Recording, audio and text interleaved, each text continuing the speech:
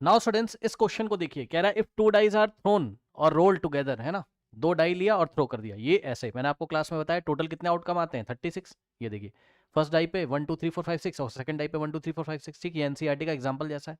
अब या तो फर्स्ट डाई पे 1 आ जाए तो दूसरे वाले पे भी 1, यानी कि 1,1। मान लो फर्स्ट डाई पे 1 आया लेकिन दूसरे वाले पे 2, तो 1,2, तो 1 के साथ 3 और 1 के साथ 4, फिर 1 के साथ 5, 1 के साथ 6, इसी तरीके से 2,1 2,3 2, समझ गए 2,2 2,3। तो ये टोटल पॉसिबल 36 आउटकम आपके हो जाते हैं। अब इन्होंने हमसे क्या बोला, ध्यान से सुनो। कह रहा what is the probability of getting an even number on both. यहाँ बोथ लिखा हुआ है, ये कट गया है थोड़ा सा, आप समझ जाना। ऑन बोथ लिखा हुआ है, दोनों ही डाई पे इवन नंबर आ जाए, इसकी क्या प्रोबेबिलिटी है। तो सुनो, दो तरीके करने के। एक तो आप यहां से देख के कर सकते हो, ठीक, एक तो आप यहां से देख के कर सकते हो, एक मेरे तरीके से कर सकते हो, एक और चीज आप कर सकते हो, सारी बताऊंगा। ध्यान सुनो, पहला तरीका क्या है कि दोनों पे इवन आ जाए। ठीक, तो दोनों पे इवन आ जाए तो जाके देखो जरा, फर्स्ट वाले में कहीं आ रहा है ऐसा कि दोनों पे इवन आ जाए? नहीं। इवन कहाँ आएगा? इवन वाले में ही आएगा, है ना। दो भाई, ये ऑड वाला हटा दो ना, 1 तो ऑड है, इसको हटा दो।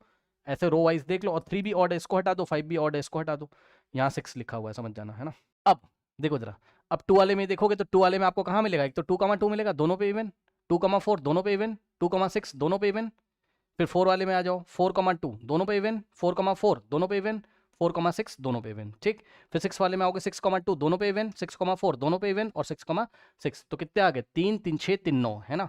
तो आंसर कितना आ गया बच्चों आपका? प्रोबेबिलिटी कितना आ जाएगा? 9 फेवरेबल आउटकम है, टोटल होते हैं 36, कट जाएगा, आंसर आ जाएगा 1/4। समझ गए? तो हम लोग टिक लगाएंगे किस पे? ऑप्शन डी पे। ये हो गया पहला तरीका। अब देखो दूसरा तरीका। दूसरा तरीका आप कैसे सोचोगे, जरा बात समझो। दूसरा तरीका आप इस तरीके से सोच सकते थे। अगर आपके मन में ये बात है कि टोटल 36 आउटकम्स होते हैं, तो ध्यान से सुनिएगा मेरी बात को बच्चों। एक एक कॉन्सेप्ट होता है प्रिंसिपल ऑफ मैथमेटिकल काउंटिंग।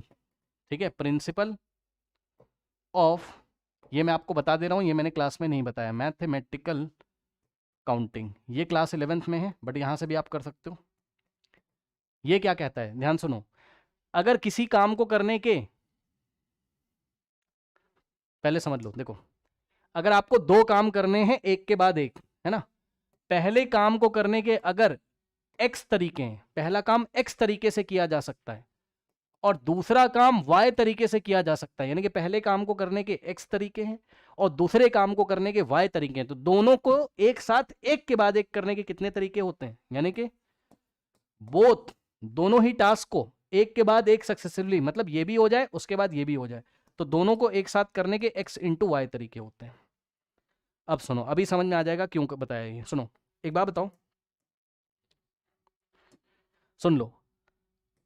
पहली डाई पे भी इवन चाहिए, ये पहला टास्क है आपका, ठीक, और दूसरी डाई पे भी इवन नंबर चाहिए, दोनों पे इवन चाहिए ना। अब सुनो, पहली डाई पे इवन आ जाए, इसके कितने तरीके हैं? यानी कि कितने कितने तरीके? 3 तरीके, या तो 2 आएगा, या तो 4 आएगा, या तो 6 आएगा। यार, पहली डाई पे, पहली डाई पे इवन आ जाए, इसके कितने तरीके हैं? 3, या तो 2 आएगा, 2 आएगा इवन, या तो 4 आएगा, तो 6। तो इसके 3 तरीके हैं, तो x की वैल्यू कितनी हो गई? 3।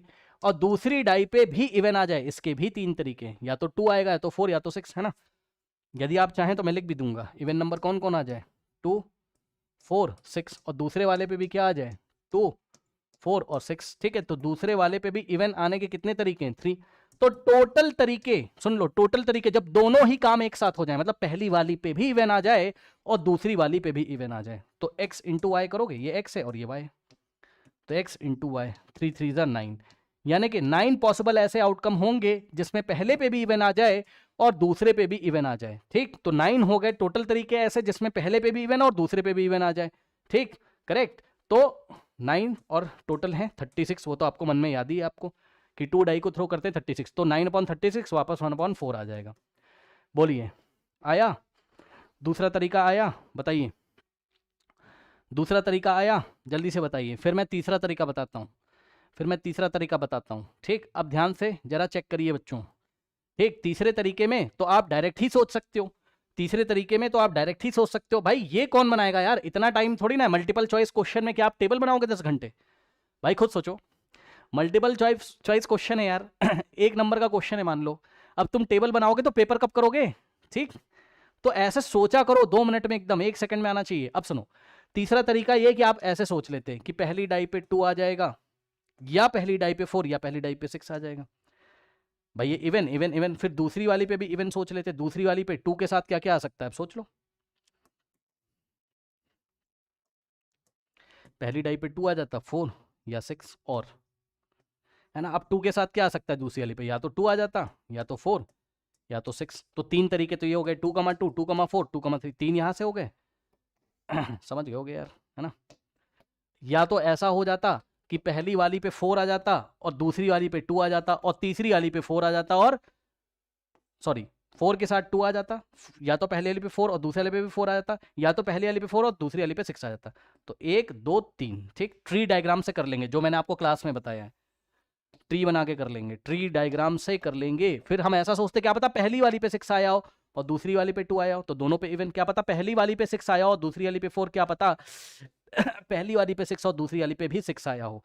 तो 3 3 6 3 9, समझे, ठीक, समझे। तो 9 तरीके हैं, तो इसमें टाइम मत वेस्ट करना एग्जाम में। आई थिंक आपको मेरी बात समझ में आई होगी। मैंने 3 तरीके आपको इस क्वेश्चन के बता दिए, इसीलिए इस क्वेश्चन को मैंने अलग से डिस्कस किया है। लास्ट 10 ईयर इसीलिए कर रहे हैं, यदि कुछ छूट गया होगा तो कवर हो जाएगा।